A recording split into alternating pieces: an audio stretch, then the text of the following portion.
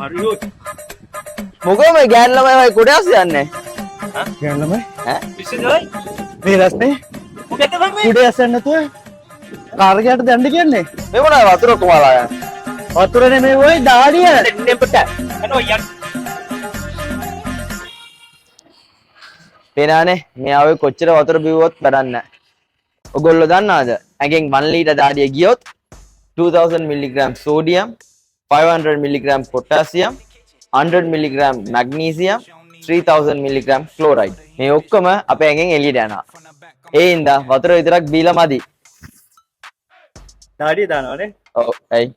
වතුර ටිකක් බොන්න. thank you. වෙල්කම්. වතුර විතරක් බොන්න නැතුව කුරුම්බ ගෙඩියක්, තෙම්බිලි ගෙඩියක්, එහෙම නැත්නම් ඉලෙක්ට්‍රොලයිට්ස් වැඩෙන් තියෙන ඩ්‍රින්ක් එකක් අනිවාර්යෙන් දවසට එකක් හරි බොන්න බලන්න. Stay hydrated. We are better more than muscles. Oh, it's not there. Daddy, yan.